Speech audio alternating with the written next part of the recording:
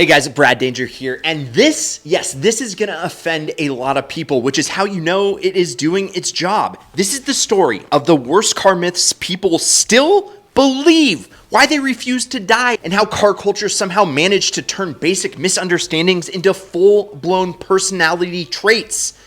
And yes, this is inspired over a ton of years of me being a car enthusiast and just seeing all these stupid things happen. So let's start off with something real cray-cray. Like, subscribe, and here's the first thing that you have to understand. Car myths don't survive because they're logical. They survive because they're actually really simple. I mean, the truth is boring. The myth fits on a bumper sticker, and that's why these things just won't go away. And let's start with the heavyweight champion, baby. The myth that modern cars require too much maintenance. What? This one makes my eye twitch. Modern cars are objectively the most reliable machines humans have ever mass produced. Engines routinely go hundreds of thousands of miles. Spark plugs last 100,000. Transmissions shift themselves perfectly while you scroll TikTok. Don't do that. Oil doesn't burn into a black sludge after 3,000 miles anymore. And people still talk about maintenance? You talking about maintenance? It's like it's 1887 and the carburetor just sneezed. What they really mean is this. Modern cars punish neglect, not use. Old cars needed constant attention, points, plugs, timing, carb tuning, valve adjustments. Yeah, you were always wrenching it. It felt mechanical, so people romanticized it. Modern cars don't ask for much until you ignore them completely. And guys, real quick, Rocky from New York already drove off with the first GTR and the bonus cash that changed his life. We literally flew him out here. He hung out with us for the whole weekend. We shipped his car back home to New York, and the dude had the time of his life. It genuinely changed everything for him. And now it's your turn. If you want a shot at winning your dream car plus bonus cash, hit the link in the pinned first comment right now. And now, back to the show. They ain't an iPhone, but they're pretty dang close. And when that happens, yes, they get expensive. Not because they're fragile, because you didn't do the basic maintenance, you idiot. Which leads us perfectly into the next myth. 3,000-mile oil changes. That's a thing of the past. Believe it or not, this one was actually started by the oil change industry and will outlive us all. If your car takes synthetic oil, which it probably does, and that's pretty much what every manufacturer says, it takes 7,000 to 10,000 miles before you need an oil change, and that's completely fine. And yes, changing it at 3,000 miles isn't gonna hurt anyone, but it's not some heroic act to your engine preservation. It's just expensive peace of mind. And honestly, the irony, half the people screaming about oil changes don't check their oil level at all. When's the last time you checked your oil? Yeah, exactly. They just blindly follow the number they heard when they were 16 years old, which brings me up to a warm myth. No, bro, you have to let the car idle for 10 minutes. No, you don't, unless it's minus 30 degrees out and you live in the Arctic or something. Modern engines are designed to warm up under light load. Idling forever just washes fuel into the oil, builds carbon, and wastes gas. Don't you want a greener planet? Yeah, the car literally tells you when it's ready. That high idle, that's the warm-up. But people still sit there freezing, refusing to drive because their uncle told them once in 1994 that engines explode if you move too soon.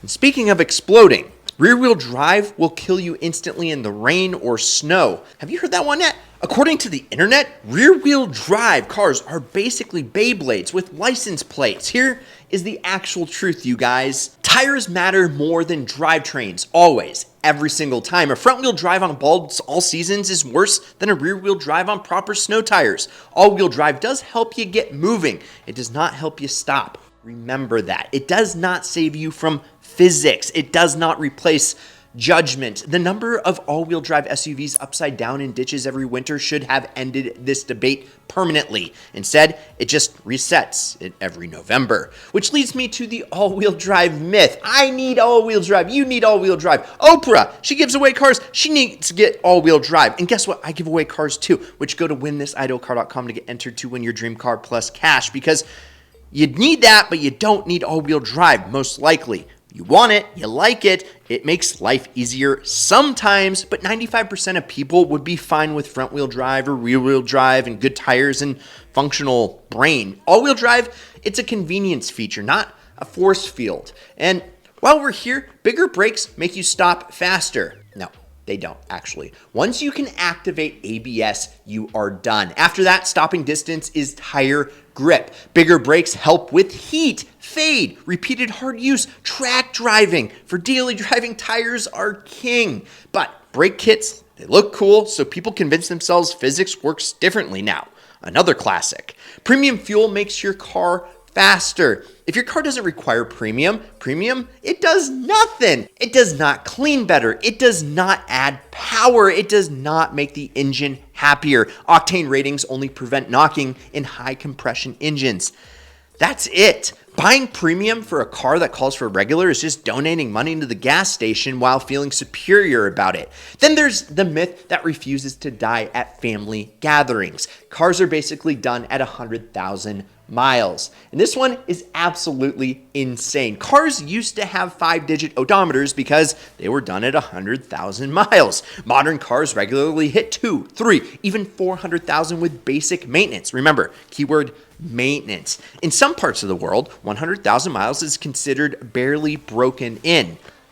Hashtag Porsche. In others, people trade cars in 18,000 miles because, well, vibes, right? Mileage, just remember, it doesn't kill cars. Neglect actually does. Which brings us to German cars. German cars are unreliable. Nah, they're unforgiving. German cars assume that you're going to follow the maintenance schedule exactly on time every time. And if you do that, well, they will go forever. And if you don't, they will punish you financially until you cry. Toyota designs to neglect. BMW designs for compliance. Neither approach is wrong. They're just different. Calling German cars unreliable because you skip maintenance is like calling a chainsaw unreliable because you put soda in it. And then we have the Conspiracy Hall of Fame. There was a car that ran on water and big oil killed it. If someone invented a carburetor that got 90 miles per gallon and ran on water, they would be the richest human being ever existing. Automakers wouldn't hide it. They'd murder each other to license it. Economics alone disprove this myth. And yet, it survives, usually told by someone who also thinks sugar dissolves in gasoline. Don't do that. Which leads us to sugar in the gas tank. No, sugar does not instantly seize your engine. It doesn't dissolve it. Fuel filters exist. Water is actually far worse. Don't do that either. But movies taught us otherwise. So here we are. Another one that refuses to die. It's illegal to drive with your interior light on. Nah, your parents just lied to you. They just didn't want you distracting them. Then there's the American stereotype myth. Americans only want big cars. Americans buy what fits their environment. Long distances, cheap fuel, big roads, different needs. Plenty of Americans buy small cars. Plenty of Europeans buy large ones when it makes sense. The market follows infrastructure, not ideology. And yes, American muscle cars can corner. Yes, that stopped being true 20 years ago, but memes don't update themselves. Modern Mustangs, Camaros and Corvettes will absolutely embarrass older European cars around a track. Have you seen the new ZR1X? It's not only faster than a Hellcat in the quarter mile, but it also is faster than a Chiron on the Nürburgring. And that's a muscle car. The stereotype survived because people stopped paying attention. Pay attention to me right now because, well, manuals are faster than automatics. That's the myth. They used to be. They are not anymore. Manuals, yes, are more engaging. And if you're an enthusiast, you crave that. They're also more fun, more emotional, but faster, nah. That argument died quietly while people were busy gatekeeping, which leads me to my favorite one. You need an SUV or truck for a family. I don't got an SUV or a truck. Yeah, you don't. You need space, sliding doors, roof height, easy access. You know what that describes perfectly?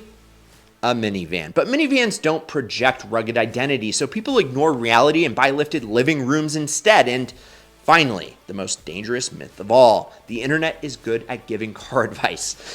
It's not. Car culture online loves absolutes. Always buy this, never buy that. If you like this car, you're wrong. Buy what I bought. Really? It's just messy. Context matters. Usage matters. Budget matters. Most car myths survive because they make people feel smart without requiring them to actually think. And that is the real problem. Cars, they're complicated. Cars, they're nuanced. Ownership It's personal, but myths flatten all of that into slogans. And one slogan gets repeated enough times, it becomes truth. So the next time someone tells you your car is wrong, your oil change interval is wrong, your drivetrain is wrong, your fuel is wrong, your tires are wrong, or your choice is wrong, can you just ask yourself something, please? Do they actually know what the they're talking about? Or are they just repeating something they heard once and never actually questioned? Because the worst car myth of all isn't about engines, tires, or drivetrains. It's the myth that there's one right answer for everyone. And there isn't. And that's what makes cars fun in the first place, isn't it? So let me know your favorite myth down in the comments down below. I'm sure I missed a ton of them. Also, if you enjoyed this video, well, remember to go to winthisIdealCar.com to get entered to win your dream car plus cash. Like, subscribe, check out some of these audio vids. I'm Brad Danger. This is Ideal. We'll catch you next week, and promise me one thing: keep living the ideal lifestyle.